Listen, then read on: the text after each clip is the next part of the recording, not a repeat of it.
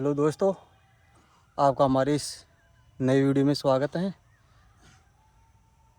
आपका कमेंट आ रहा था कि एसएसबी हेड कांस्टेबल कम्युनिकेशन में टेक्निकल पार्ट में क्या क्या सिलेबस है, कौन कौन से टॉपिक इम्पोर्टेंट हैं, वो हमारे उस्ताद के साथ हम बनाते हैं वीडियो। उस्ताद जी बताएंगे। उस्ताद थोड़ा वीडियो जो शूट करा है कम्युनिकेशन में ला फोन इधर ला वो ना पास में लियो। कम्युनिकेशन में टेक्निकल पार्ट होता है ना, उसमें सिलेबस में क्या आता है, इम्पोर्टेंट कौन सा है, कहाँ से क्यों टेक्निकल पार्ट में 3 बार का बता दे रहा हूँ अभी हाँ। तक जो 3 बार एग्जाम हुए ना, एक तो हुआ था 2014 वाला, उसमें हाँ। टेक्निकल पार्ट आया था केवल और केवल 12th लेवल का।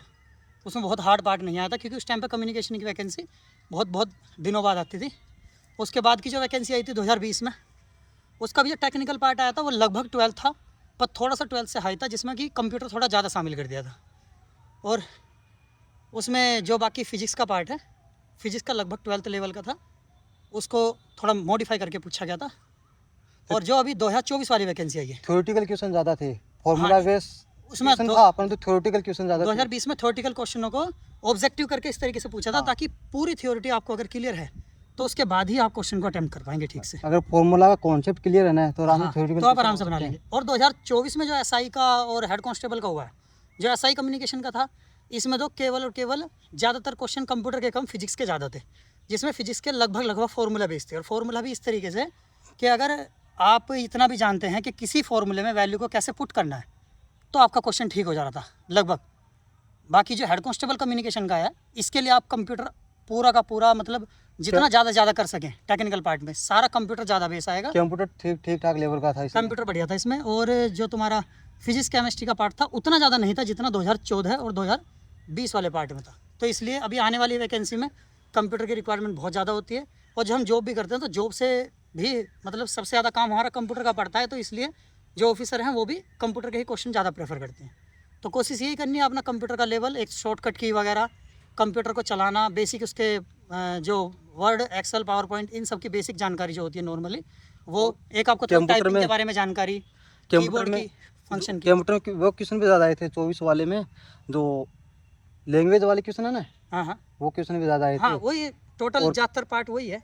और केमिस्ट्री में 12th लेवल के एनसीईआरटी पढ़ लेंगे तो केमिस्ट्री आराम से हो जाएगी।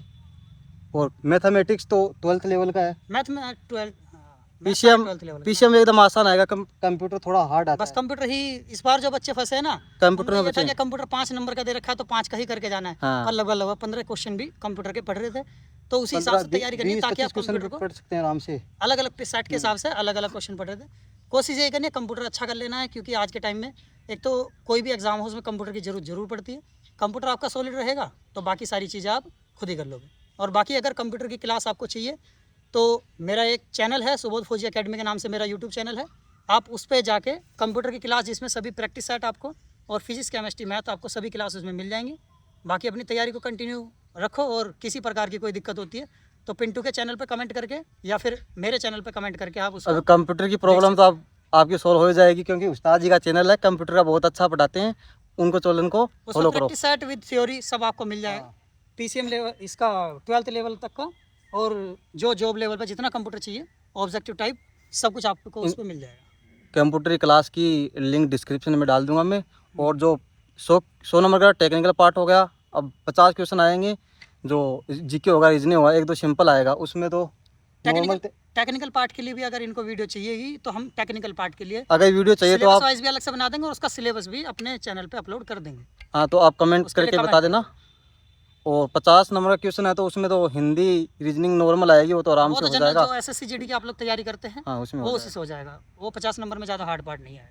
और जिस किसी में आपको कन्फ्यूजन हो तो वो आप कमेंट बॉक्स में। और ये भी बता देना साथ के साथ, जो मेन मेरिट लगती है भैया, जो 50 नंबर का जीडी वाला है वो लगभग सब क्वालिफाई कर लेते हैं। 50 में से 45 प्लस भी बच्चे लेके आते हैं।